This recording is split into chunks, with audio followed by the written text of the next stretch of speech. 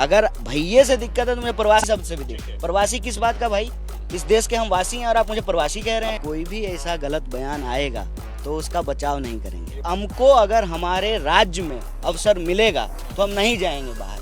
कि हमारी सरकार जो थी उसमें जितनी अपेक्षा थी लोगों को, उस अपेक्षा को हम पूरा नहीं कर पा रहे थे, इसलिए हमने जो है कप्तान बदला। पंजाब के मुख्यमंत्री चरणजीत सिंह चन्नी ने चुनाव प्रचार के दौरान, और वो भी प्रियंका गांधी के बगल में खड़े होकर, यूपी बिहार वालों के लिए कुछ ऐसा कह दिया जिसकी वजह से वो न सिर्फ पंजाब की राजनीति में घिरे हुए हैं बल्कि यूपी के मुख्यमंत्री योगी आदित्यनाथ तक उन पर निशाना साध रहे हैं।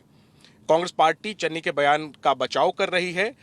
इस पर खास बात करने के लिए मेरे साथ कांग्रेस के नेता कन्हैया कुमार हैं, जो स्टार प्रचारक भी हैं और बिहार से आते हैं। तो जरा कन्हैया से ही पूछते हैं कि कन्हैया, चन्नी साहब का जो बयान था, यूपी बिहार वाले भैये और इनमें कब्जा नहीं करने देना है, बगल में खड़ी प्रियंका गांधी ताली बजा रही थी, ये जो आपने सुना देखा, कैसा लगा आपको? पीड़ा हुई? देखिए, पहली बात तो ये है कि हम कोई भी ऐसा गलत बयान आएगा किसी के भी द्वारा तो उसका बचाव नहीं करेंगे। ये बयान गलत?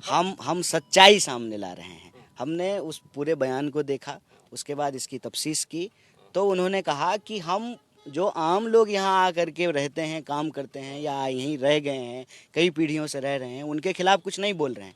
हम स्पेशली दिल्ली से जो लोग आए हैं और यहाँ राज करना चाहते हैं, पंजाब की राजनीति में अपनी दावेदारी कर रहे हैं, चालाकी कर रहे हैं कि आगे भगवंत मान साहब को रखते हैं लेकिन मौका केजरीवाल के नाम पे मांगते हैं, हम उनके खिलाफ ये बात कर रहे थे। उन्होंने ये कहा है। जहाँ तक सवाल है कि यूपी बिहार का चर्चा जो है, देश के किसी हिस्से में चुनाव हो रहा हो वो जरूर से आ जाता है। इसकी वजह क्या है कि हमारे राज्य में स्थिति ये है कि सरकार के फेलियर के चलते कमाई के लिए, पढ़ाई के लिए, दवाई के लिए, यहाँ तक कि शादी होगी तो घूमने के लिए, मैं ये बार बार बिहार जाकर के बोलता हूँ, दूसरे राज्यों में जाके काम करना पड़ता है। नतीजा ये हुआ है कि हम जहाँ जाते हैं वहाँ अपनी मेहनत से, अपनी ईमानदारी से अपनी एक जगह बना लेते हैं। जब जगह बना लेते हैं तो वहीं का आधार कार्ड होता है, वहीं का वोटर आईडी होता है, और कई ऐसा सीट होता है जहाँ पे बिहार यूपी के लोगों के वोट से हार जीत का फैसला तय होता है। इसीलिए आप देखेंगे कि पूरा का पूरा चुनाव का जो विमर्श है उसमें दबदबा होता है। उत्तर प्रदेश का 5 राज्य का चुनाव हो रहा है। मैंने एक पत्रकार को पूछ दिया, बताइए कि मणिपुर में कितना सीट है, नहीं मालूम था उनको। गोवा में कितना सीट है, नहीं मालूम था। उत्तर प्रदेश में कितना सीट है, सबको मालूम है। तो वो एक जो दबदबा है उसकी वजह से लोग ना कुछ खोजते रहते हैं कि कैसे बात को बतंगर बनाया जाए। और उत्तर प्रदेश में चुनाव हो रहा है, उत्तर प्रदेश का तो पूरा का पूरा चुनाव ही जो है बात को बतंगर बनाने पे टिका हुआ है। बात का बतंगर कैसे कन्हैया? वो कह रहे हैं, साफ तौर पे चन्नी कह रहे हैं कि बिहार यूपी के भैये, ये क्या इज्जत दे रहे थे, वो अपमान कर रहे थे? देखिए, हमारे यहाँ तो जब भैया कहते हैं तो एक दूसरे को इज्जत ही करते हैं। हम आपको भैया ही कहेंगे, आप मुझे भैया ही कहेंगे, वो तो इज्जत के लिए होता है। लेकिन वो इज्जत जो है वो व्यंग में कब बदल जाता है? भैया नहीं, भैये। हाँ वही तो, वो तो मैं वही कह रहा हूँ। वो व्यंग में कब बदल जाता है? व्यंग में तब बदल जाता है, जैसे मैं दिल्ली रहता हूँ, दिल्ली में लोग कहते बिहारी, अरे तो बिहार के लोगों को बिहारी कहेगा। वो व्यंग क्यों लगता है? व्यंग इसलिए लगता है कि वो मेरे पहचान के आधार पे मुझे ह्यूमिलिएट करने की कोशिश करते हैं। हमने जो है बात की, उन्होंने कहा कि नहीं, हम पंजाब और के अंदर जो हमारा एक कल्चरल रिश्ता है यूपी और बिहार के साथ, हम उसको समझते हैं, उसको सम्मान करते हैं। आपने बात की उनसे? हाँ, मैं इस पे भाई, ये हमारी आइडेंटिटी से जुड़ा हुआ मामला है, हम इसको ऐसे कैसे जाने दे सकते हैं?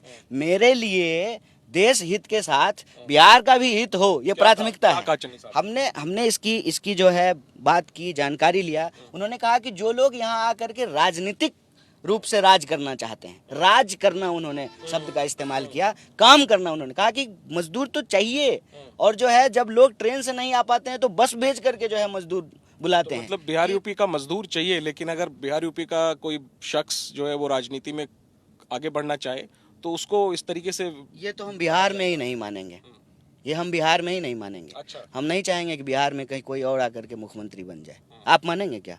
कोई मानेगा क्या? वो जनता को तय करने दें। नहीं, कैसे तय करने देंगे? हम भाई बिहार के लोग हैं तो बिहार के अंदर बिहार का मुख्यमंत्री होगा। लेकिन जैसे अभी अमेरिका की उपराष्ट्रपति एक भारतीय मूल की है, हम सब गर्व करते हैं, और अमेरिका इतना बड़ा लोकतंत्र, इतना प्रगतिशील है कि बाहर के आए हुए लोग, चाहे वो बराक ओबामा हो या कमला हैरिस हो, वो बड़े पदों पर। फर्जी बात है ये। अच्छा। ये फर्जी बात है। कैसे? फर्जीवाड़े को सेलिब्रेट नहीं करना है। अच्छा। हकीकत ये है कि हमको अगर हमारे राज्य में अवसर मिलेगा तो हम नहीं जाएंगे बाहर।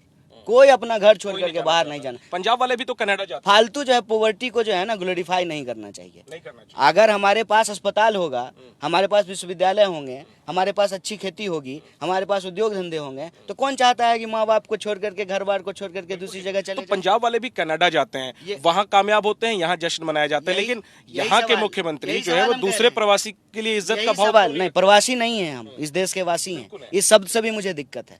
अगर भैये से दिक्कत है तो मुझे प्रवासी शब्द से भी दिक्कत। प्रवासी किस बात का भाई? इस देश के हम वासी हैं और आप मुझे प्रवासी कह रहे हैं। आपको लगता है कि चन्नी साहब का लहजा थोड़ा बेहतर होना चाहिए था? देखिए, राजनीति में हमेशा जो है सुचितापूर्ण भाषा का इस्तेमाल किया जाना चाहिए।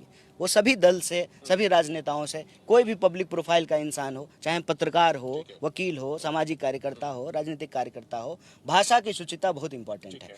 क्योंकि किसी की भी भावना को ठेस पहुंचाना अच्छी बात नहीं है, लेकिन बात को बतंगर बनाना और उसके पीछे की राजनीति को समझना भी एक प्रबुद्ध व्यक्ति का काम है, उसकी जिम्मेवारी है। बात का बतंगर इस रूप में बनाया जाता है, जो मैं बार बार कहता हूँ कि चूंकि हर राज्य के चुनाव में बिहार और उत्तर प्रदेश के वोट का एक इम्पोर्टेंस है। आप दिल्ली का देख लीजिए, दिल्ली में आपको याद होगा कि बीजेपी के नेता हैं गोयल साहब, उन्होंने कहा कि बिहार यूपी के लोग आकर के दिल्ली गंदा कर देते हैं। आप महाराष्ट्र का एग्जाम्पल लेकर के देख लीजिए।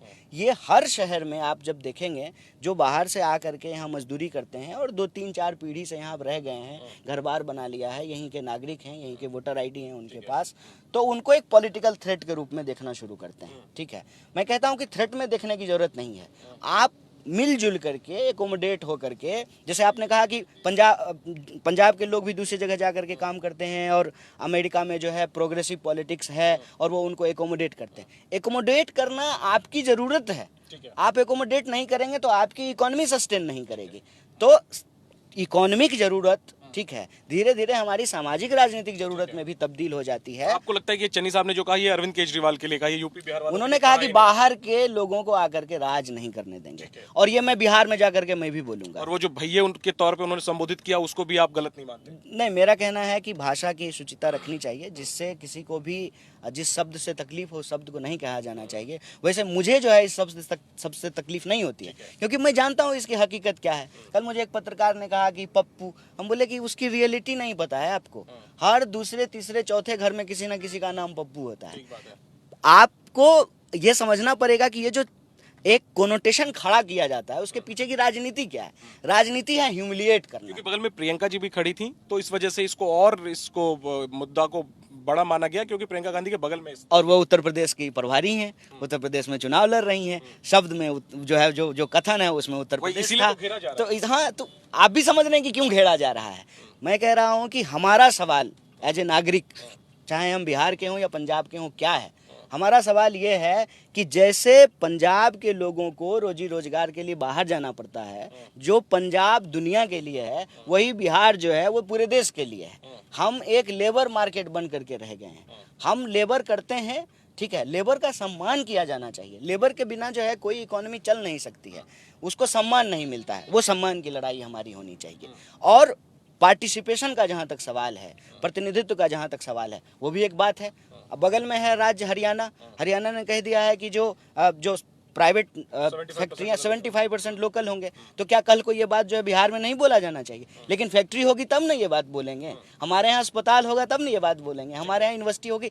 तो अपने बुनियादी सवाल पे टिके रहना चाहिए। क्षेत्रवाद ठीक है, लेकिन भेदभाव नहीं होना चाहिए और इज्जत में। क्षेत्रवाद ठीक नहीं है।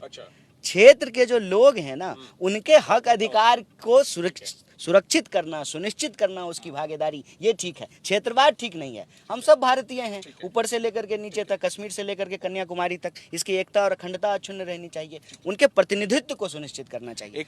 एक और पर आपका चाहूंगा कि आप क्या सोचते हैं। एक और जो विवाद एक तरीके से कांग्रेस इसको पेश कर रही है, कुमार विश्वास जो अरविंद केजरीवाल के पुराने सहयोगी रहे, उन्होंने एक बयान दिया केजरीवाल को लेकर, और इसको लेकर कांग्रेस उठा रही है इस मुद्दे को और कह रही है कि केजरीवाल जो है वो देश विरोधी सोच रखते हैं, इस तरह की बात। चूंकि आपने भी इस तरीके के आरोप झेले हैं, मैं आपसे पूछता हूं कि आप कैसे देखते हैं इस पूरे विवाद को? अच्छा, देखिए, एक बात तो ये है कि जो आम आदमी पार्टी है वो अन्ना आंदोलन से निकली है। अन्ना आंदोलन की हालत यह है, इस देश के टुकड़े हजार हुए, कोई यहाँ गिरा, कोई वहाँ गिरा। बहुत सारे लोग जो है भाजपा में जाकर के मंत्री बन गए हैं, राज्यपाल बन गए हैं। कुछ लोग जो है राजनीतिक रूप से निष्क्रिय हो गए हैं। और जो आम आदमी पार्टी को स्थापित करने वाले मुख्य लोग थे, उसमें से भी 80% लोग जो है 85% लोग वो छोड़ के जा चुके हैं। उसमें से प्रमुख चेहरा हैं आपको कुमार विश्वास जी, प्रोफेसर आनंद कुमार जी, प्रशांत भूषण जी, योगेंद्र यादव जी, तमाम लोग छोड़ दिए। यही स्थिति जो है पंजाब में भी देखने को मिली कि आम आदमी पार्टी जब यहाँ 2017 में चुनावी दावेदारी पेश कर रही थी तो जितने प्रमुख चेहरे थे वो छोड़ चुके हैं। जैसे गांधी जी हैं, वो आज खुले तौर पे जो है कांग्रेस का समर्थन कर रहे हैं, तो साथ आए तो छोड़ दिए थे। उनके राजनीतिक विवाद हैं। इस विवाद की जो मूल बात है वो ये है कि इनका ये कहना है कि आप मोदी जी को मोदी जी के स्टाइल में नहीं हरा सकते हैं, आप कीचड़ को कीचड़ से नहीं साफ कर सकते हैं। अगर आप मोदी बनने का प्रयास कीजिएगा तो आप हमेशा जूनियर मोदी ही रहिएगा, छोटा मोदी ही रहिएगा, क्योंकि सीनियर ऑलरेडी हैं। केजरीवाल को छोटा मोदी कह रहे हैं आप? नहीं, ये उनके आरोप हैं, ठीक है। आप योगेंद्र जी का भी बयान आजकल चल रहा है और उन्होंने ये सवाल उठाया है कि दिल्ली के अंदर जब दंगे हुए तो मुख्यमंत्री एक बार चले जाते, खाली उनके चले भर जाने से जो है ना दंगा रुक जाता। उनकी पार्टी के ही जो है एक वार्ड पार्षद हैं जो जेल में बंद हैं, उसके लिए कुछ नहीं बोला गया, ठीक है। वो मज़ेदार बात है कि वो वार्ड पार्षद जो जेल में बंद हैं उनके खिलाफ सबसे ज़्यादा बयानबाजी करते हुए नजर आए थे कपिल मिश्रा साहब। कपिल मिश्रा के जो है वो चुनावी एजेंट थे। तो ये जो मतलब धर्म के आधार पे समाज को बांटना और उस पर राजनीति करना, ये तकलीफ देह है। और पंजाब में भी हमने जो है ये देखा है कि आम आदमी पार्टी के कुछ नेता वही भाषा बोल रहे हैं जो भाषा उत्तर प्रदेश में भाजपा के नेता बोल रहे हैं। जैसे कुछ नेताओं ने कहा कि जो है हिंदू खतरे में है, तो ये बात तो खुद अरविंद केजरीवाल ने कही है। वो कहते हैं कि उनको कुछ हिंदू आके कह रहे हैं कि हिंदू असुरक्षित महसूस कर रहे हैं। नहीं, सिर्फ हिंदू क्यों असुरक्षित महसूस करेंगे? जब देश में बेकारी 50 साल में सबसे ज़्यादा है तो हिंदू भी असुरक्षित है, सिख भी असुरक्षित है, मुस्लिम भी असुरक्षित है, ईसाई भी असुरक्षित है, पारसी भी असुरक्षित है। बेरोजगारी एक सेकुलर सवाल है, महंगाई एक सेकुलर सवाल है। प्रधानमंत्री की सुरक्षा में जो एक का मामला सामने आया लापरवाही का, उसकी वजह से हिंदू उनके पास आकर कह रहे हैं कि हिंदू असुरक्षित महसूस कर रहे हैं। देखिए किसी समय में जो है अरविंद जी हम लोगों को बड़े इम्प्रेसिव लगते थे जब वो बनारस से जा कर के मोदी जी के सामने ताल ठोक रहे थे। और मैं आपको बता दूं कि बहुत सारे लोग हमारी यूनिवर्सिटी से उनके प्रचार के लिए गए थे और ऐसा लग रहा था कि कोई व्यक्ति है जो आंख में आंख डाल करके सवाल पूछ रहा है। लेकिन कई बार अब ऐसा देखने को मिला है कि वो सवाल तो पूछना बंद ही कर दिए हैं, आगे बढ़ करके जो है खुश करने की कोशिश करने लगते हैं। मसलन आप किसान आंदोलन के अंदर जो 3 कृषि कानूनों का विरोध हो रहा था, दिल्ली सबसे पहले उसको नोटिफाई कर दिया था। जब विरोध हुआ तो उसको वापस ले लिए। मुझे लगता है कि ये भाजपा को भाजपा की चाल में हराने की जो नीति है ना, ये गलत है, ये कहीं नहीं पहुंचाएगी।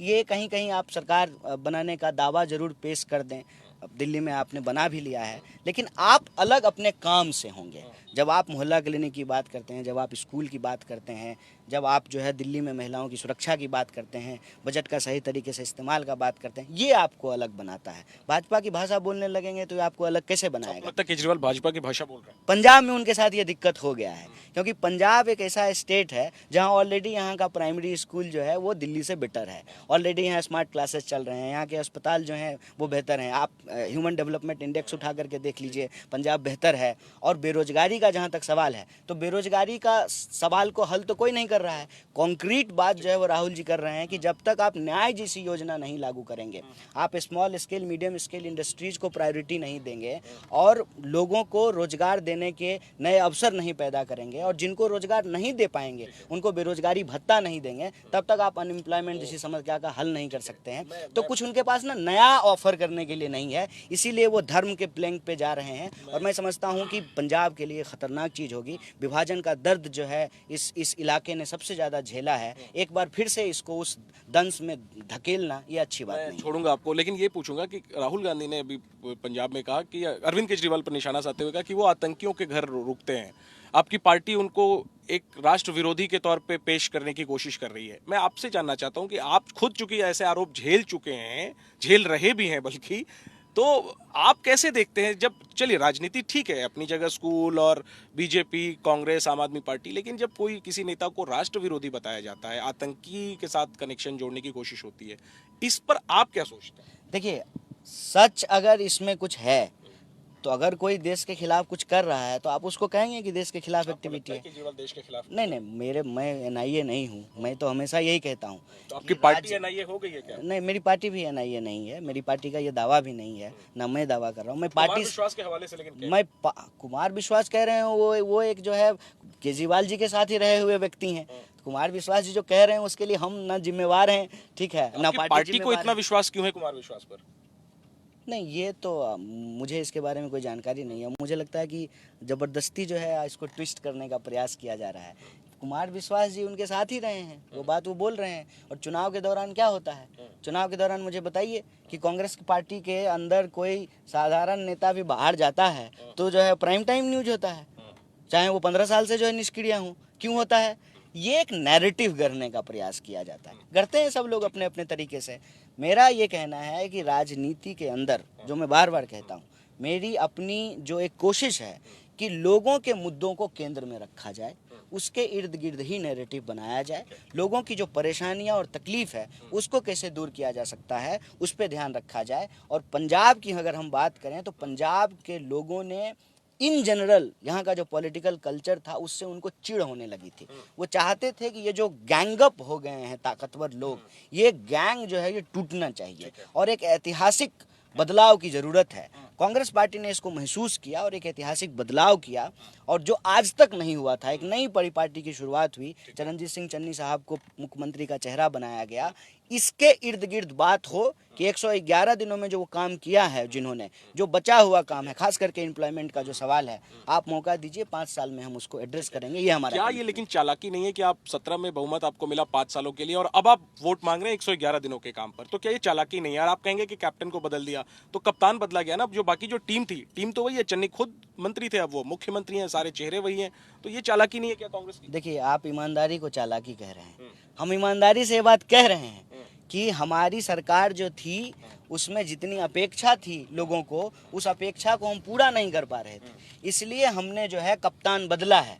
और कैप्टन जो एक राजा थे उनको हटा करके एक साधारण पृष्ठभूमि के व्यक्ति के हाथ में कमान दी है पार्टी ने कि वो उस सवालों को ईमानदारी से एड्रेस कर सके। इसमें ईमानदारी, आप इसको चालाकी कह रहे हैं। जनता की जो आकांक्षा है, जो भावना है कि पंजाब में एक बदलाव होना चाहिए, लोग बदलाव करेंगे कह रहे हैं। कांग्रेस पार्टी ने बदलाव कर दिया। अब पंजाब की जनता से हम अपील करेंगे इस बदलाव को आप आगे बढ़ाइए। ऐसा नहीं है कि 2017 में ही कांग्रेस आई है। वैसे तो आप मोदी जी की भाषा में 70 साल के लिए गाली दीजिए मुझे, नेहरू जी के लिए गाली दीजिए मुझे। सवाल यह है कि हम जब खुद ही ये स्वीकार कर रहे हैं कि लोग हमको मौका देते हैं तो कुछ चीज़ें हम कर पाते हैं, कुछ चीज़ें नहीं कर पाते हैं, और हम चूंकि कुछ चीज़ें किए हैं तो ये मॉडल आपको दे करके सामने कह रहे हैं कि हम इस बात को आगे बढ़ाएंगे, आप मुझे अवसर दीजिए। चूंकि हमने चन्नी साहब की बात से शुरू की थी तो खत्म भी उन्हीं की बात से करते हैं कि चरणजीत सिंह चन्नी की पर्सनालिटी में, उनमें आपको सबसे अच्छी बात क्या है? देखिए, मुझे सबसे अच्छी बात ये लगती है कि सर्वसुलभ हैं, और मैं खुद जो है जब भी कोशिश करता हूं, और मुझे दूसरे लोग भी बताते हैं, तो वो लोगों की पहुंच में रहते हैं। पहुंच से बाहर, ऐसा नहीं कि 8 बज गया तो नहीं मिलेंगे, लोगों की पहुंच में है। ये क्या 8 बज गया मतलब क्या कहना चाह रहे हैं आप? नहीं, बहुत सारे नेताओं के ऊपर ये आरोप होता है ना। लोग राजस्थान की जो पूर्व मुख्यमंत्री थे उनके बारे में बोलते थे, भगवंत मान साहब के बारे में बोलते हैं, कैप्टन साहब के बारे में बोलते थे। बहुत सारे ऐसे नेता हैं जो नहीं मिलते हैं। आप तो खुद इतने नेताओं को कवर किए हैं, आप जानते हैं कि कौन सर्वसुलभ है, कौन सर्वसुलभ नहीं है। मुझे बहुत सारे पत्रकार मित्रों ने कहा कि भाई बहुत सर्वसुलभ आदमी है। तो नेता जनता के लिए सर्वसुलभ हो, एक बात। दूसरी बात, जाके पैर न फटे विवाही वो का जाने पीड़ पड़ाई। जो दुख तकलीफ देखा ही नहीं है तो वो तो पॉवर्टी पे पेपर पढ़ के आया है अमेरिका से। तो दुख तकलीफ झेलने वाला इंसान दुख तकलीफ को दूर सके। दूसरा ये नहीं कि दुख तकलीफ झेल करके आए हैं, दावा कर रहे हैं चाय बेचने का, लेकिन चाय बेचने वालों को भला ना करके स्टेशन ही बेच दिए, रेलवे ही बेच दिए। एक ये भी मॉडल है जो मोदी जी का मॉडल है। तो इन सब मामले में जो बेहतर इंसान है। और आप जान लीजिए, पार्टी जब नहीं थी ना, वो आज़ाद भी जीते थे, इंडिपेंडेंट भी जीते थे। मतलब मास के साथ जो है कनेक्टेड रहते हैं, लोगों के लिए सर्वसुलभ हैं। और ईमानदारी पे जो कीचड़ उछालने की जो कोशिश की गई, माफ़ी मांग लिया ना लोगों ने। ईडी ने कहा कि नहीं, इनके खिलाफ कोई मामला नहीं बनता। हाँ, ईडी ने भी कहेगा। अब आप बताइए कि आप किसी और का जूता किसी और के सर मारेंगे, इसका कोई मतलब है? इसका मतलब यह है कि आप थ्रेट महसूस कर रहे हैं, उस इंसान के ईमानदारी और प्रतिबद्धता से आप थ्रेट महसूस कर रहे हैं। और एक जरूरी चीज़, नेता समझदार पढ़ा लिखा हो और अपनी मेहनत से जो है चीज़ों को हासिल किया हो, ये भी राजनीति में सैद्धांतिक तौर पे व्यवहारिक तौर पे स्थापित होना जरूरी है।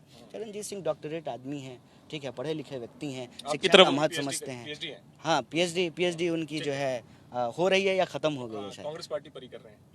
कांग्रेस पार्टी, अच्छा, अच्छी बात। कांग्रेस पार्टी पे पीएचडी तो करना चाहिए, क्योंकि जो 70 साल बार बार बोला जाता है उसकी सच्चाई लोगों के सामने आना जरूरी है कि 70 साल में हम कुछ किए नहीं तो 7 साल में आप बेच क्या रहे हैं। ठीक है, ठीक है।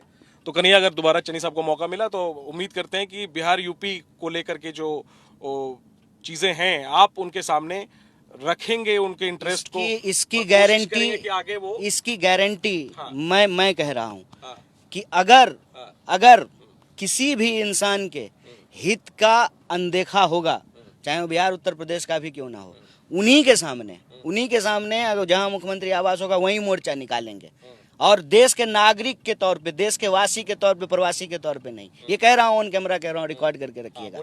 हाँ, कि कोई भी किसी भी देश के इलाके में हम जो हमारे लोग हैं, ठीक है ना, इस देश के जो नागरिक हैं, उनके हितों का अगर हनन होगा तो जो है बिल्कुल 1 मिनट के लिए हिचक नहीं होगा, उनके खिलाफ जाकर के बात करेंगे। ये मैं कह रहा हूँ, क्योंकि ये जो बात को बतंगर बनाया गया है उसकी रियलिटी मुझे पता है, और इसीलिए उस इंसान के साथ मिलने के बाद जो मेरा व्यक्तिगत अनुभव है और तमाम लोगों ने जो बताया है वो उनका स्वभाव नहीं है। ठीक है, यानी अगर सरकार बनी चन्नी साहब की तो बिहार यूपी वालों का सम्मान भी और उनका इंटरेस्ट भी सुरक्षित है। बिल्कुल सुरक्षित है और सुरक्षित होने की गारंटी है। ठीक है, शुक्रिया बात करने के लिए। तो कन्हैया कुमार, व्यस्तता है इनकी, चुनाव प्रचार कर रहे हैं पंजाब में, 2 दिन बचे हैं अब चुनाव प्रचार को, और इसके बीच में एक यूपी बिहार वालों के लिए चरणजीत सिंह चन्नी के बयान से विवाद छिड़ गया।